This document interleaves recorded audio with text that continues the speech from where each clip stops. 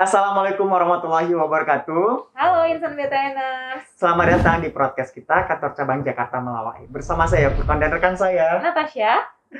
Kita di sini akan sharing seputar perkreditan. Betul. Iya, dan saat ini kita sudah langsung mendatangkan narasumbernya nih dari branch manager kantor cabang Jakarta Melawai. Langsung saja yuk kita kenalkan Bapak Indra Sakti Agung. Apa kabar Bapak? Baik, semangat pagi. Semangat pagi. Wah, luar biasa ya Pak. Ya, Iya. semangat sekali. Harus semangat, kapanpun kita harus semangat nih. Ya, benar sekali Bapak. Segar sekali Pak. Iya dong, harus seger dong. Berseri ya. Berseri. Iya, harus seger. Benar Bapak Agung, kita di sini akan membahas atau sharing seputar mengenai perkreditan ya Pak ya. Oke. Tapi tahan dulu Pak. Iya. Kita juga akan memperkenalkan nih tim dari Bapak juga nih, Iya. narasumber. Halo Mas Garin, apa kabar? Halo Mas Furqan, kabar baik? Halo. Halo. Sehat terus Mas Garin ya. Saya selalu Prokesnya dijaga dong Mas Garin. Iya. Semangat ya. Sehat. Semangat dong. Baik Pak Agung, saya penasaran nih Pak. Bapak sudah berapa lama sih Pak bergabung di Bank Tabungan Negara Pak, kalau boleh tahu? Aku sudah 23 tahun, Mas. Oh, Iya. sudah senior ya Iya. Pak, sudah lama juga ya Pak? Ya, kurang lebih 13 tahun di bidang kredit, Wow. baik kredit konsumer maupun komersial. Mm-mm. Ya, sisanya di bidang yang lainnya tuh. Di beberapa kantor cabang, termasuk juga di kantor pusat. Itu sih, Mas. Oh gitu. Jadi sudah banyak pengalaman ya Pak ya. Banyak proses yang dilalui ya. Proses yang dilalui. Sudah ke cabang-cabang mana aja Pak? Sudah banyak ya Pak ya? Banyak, kurang lebih ada 7 cabang lah ya. Wah, luar biasa ya Pak ya. Iya. Sudah kemana-mana. Iya. Baik, langsung saja nih Pak Agung ya. Pak, ini saya mau bertanya sama Bapak nih. Tanggapan Bapak nih berdasarkan data dari kantor cabang dari kantor pusat Pak. Ini kan untuk per bulan Juni 2021 mendominasi temuan kredit Pak. Jadi yang dikelola oleh kantor pusat. Gimana tanggapan Bapak? Ya kalau menurut saya sih kredit itu dari selama saya mulai bekerja ya, pasti ada aja temuan mengenai di bidang kredit, ya kan? Dan itu menurut saya lihat dari kredit itu sesuatu yang cukup menarik ya, karena banyak diminati oleh teman-teman yang masuk ke BTN, pengen tuh di bidang kredit gitu ya. Betul, Pak. Karena mungkin terlihat lebih keren gitu ya, menjadi seorang analis kredit, ya kan? Nah, tapi kembali lagi, kredit itu sangat bergantung dari kualitas manusia juga nih. Apalagi kita kan punya budaya perusahaan akhlak nih, Oke. di mana salah satunya adalah amanah. Aman. Nah, hari ini kita 1 tahun penerapan budaya perusahaan akhlak tuh. Oh iya benar, akhlak BUMN ya Pak ya, 1 betul. tahun Nah, ya. jadi benar-benar di dalam perkreditan itu dituntut kualitas seseorang analis kredit yang amanah. Menurut saya seperti itu sih. Nah, peran amanah inilah yang mengawal supaya kualitas kreditnya juga baik ya, proses pemberiannya juga baik seperti itu. Berarti kita berpatokan sama akhlak ya Pak, benar ya Pak ya? Harusnya seperti itu ya, akhlak di dalamnya ada amanah kan. Amanah. Benar Setiap sekali. orang yang bekerja di posisinya masing-masing, kita harus amanah. Oke, setuju sekali sih Pak. Iya Pak, saya tertarik nih tadi Bapak Hmm. sebutkan bahwa salah satu yang menyebabkan gitu ya Pak, kredit itu menjadi temuan yang mendominasi adalah manusianya ya Pak, faktor manusianya. ya. Boleh dijelasin sedikit nggak sih Pak, faktor manusianya ini seperti apa gitu? Apakah ada hubungannya dengan, maaf ya Pak, dengan gratifikasi gitu Pak? Oh, kalau di bagian kredit ya, menurutku memang kan banyak dikejar nasabah ya, Betul. karena banyak yang kepengen dapat kredit gitu ya. Beda sama teman funding, kebalikannya, Betul. malah ngejar orang gitu ya, Betul, ngejar Pak. nasabah kan. Nah, mungkin karena dia merasa dipentingkan ya, hal ini menjadi celah juga kan. Celah kepentingan itu bisa muncul, apakah itu kepentingan pribadi atau kelompok. Nah, disinilah menurut saya ada konflik interest Oke. dalam berproses itu dimungkinkan. Nah, untuk munculnya konflik interest, biasanya ada faktor pendorong nih.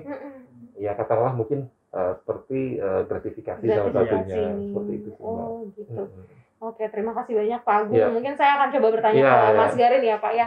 Mas Garin ini kan yang langsung terjun ke lapangan nih Pak ya. Iya. Nah, seperti yang tadi dijelaskan oleh Pak Agung, bahwa sebenarnya gratifikasi ini bisa menjadi faktor pendorong adanya konflik of interest. Nah, Iya. saya penasaran Mas Garin, kalau di lapangan itu sebenarnya prakteknya gratifikasi itu seperti apa sih? Terus sering nggak sih sebenarnya Mas Garin temui di lapangan? Iya, jadi gratifikasi itu di lapangan kalau selama ini saya lihat sih memang nggak berarti tiap hari kita temui ya. Iya.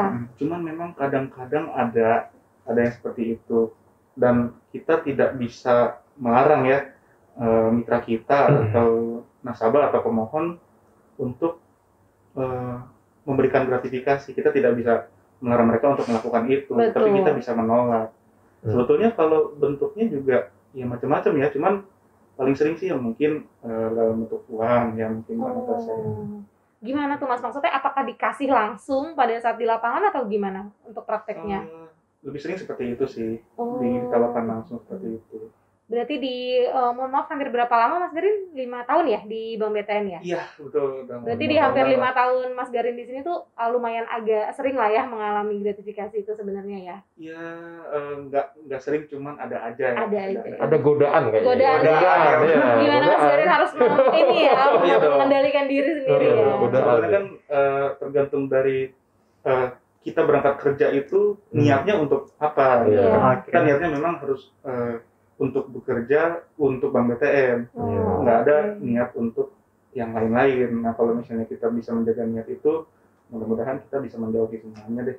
Oke, berarti dari Mas Garinnya sendiri selama 5 tahun bekerja itu godaan itu pasti ada ya Mas ya. Ada aja Baik. sih, Tapi gimana sih strategi Mas Garin itu untuk meminimalisirkan gratifikasi tersebut itu gimana? Yang ada di lapangan. Iya, jadi seperti yang tadi saya bilang ya, niat kita tuh penting. Kenapa? Karena dengan adanya niat yang bagus dan kita juga harus menanamkan pada diri kita kalau misalnya berapapun besarnya si gratifikasi itu tidak akan sebanding dengan kenikmatan kita bekerja di Bank BTN. Setuju sekali. Jadi nggak ada celah sedikit pun untuk gratifikasi. Luar biasa loh, kalau semua karyawan Bank BTN itu kayak Mas Garin mungkin udah kayaknya lancar-lancar aja proses kredit langsung di BTN jadi ya. bank nomor 1 Bank nomor 1 ya. Luar biasa loh Mas Garin, salut loh. Tapi Mas Garin di pandemik ini kan lagi di masanya COVID ini, apa sih strategi Mas Garin tuh untuk bisa mencapai target itu gimana? Nah, kalau lagi pandemik seperti ini ya, sebetulnya kita maksimalkan komunikasi itu dalam bentuk mungkin WhatsApp, mungkin telepon, atau mungkin Zoom meeting. Siapa sih zaman seperti ini yang tidak kenal Zoom meeting ya? Betul, iya benar. Apapun kita pakai Zoom meeting, dan untuk penetrasi misalnya kenalan dengan nasabah segala macam, seperti yang biasa Pak Agung juga perintahkan untuk kita di tim kredit, kita harus maksimalkan misalnya dari iklan-iklan yang ada di luar sana, misalnya di Instagram dan sebagainya, itu kita masuk dari situ, kita hubungi kontak PIC-nya dan seterusnya kita kenalan dan proses dan seterusnya seperti itu. Benar sekali. Lebih promosi ke media sosial ya Mas ya. Iya, betul banget. Dan apalagi di Bank BTN juga apa-apa mau approve itu via online juga bisa loh. Udah gampang ya Mas, benar ya? Iya. Ya saya setuju sih, semua itu kan serba virtual di zaman COVID ini ya. Benar. Iya, betul banget. Terima kasih banyak Mas Garin. Mungkin terakhir kali ya Con ya. Terakhir kita akan mendengarkan harapan nih dari Pak Agung selaku kepala cabang nih Pak di Bank BTN Melawai terhadap proses kredit yang berlangsung saat ini sampai dengan kedepannya Pak. Harapan Bapak tuh seperti apa Pak? Ya, kalau proses kredit sekarang menurut saya sih udah lebih baik dari yang awal saya dulu ya. Karena sekarang sudah ada proses bisnis yang baru ya, peningkatan proses bisnis. Di mana orang yang terlibat itu udah lebih banyak, tidak seperti dulu hanya satu orang gitu ya. Nah jadi saya berharap realisasi kredit kita semakin banyak, tetapi harus berkualitas dan kita tetap mengutamakan layanan kepada mitra kita, khususnya developer kita. Itu sih Mbak. Terima kasih banyak Pak Agung. Berarti kesimpulannya adalah kita harus menumbuhkan kredit kita ya Con ya, tapi tetap dengan kredit yang berkualitas ya Pak ya.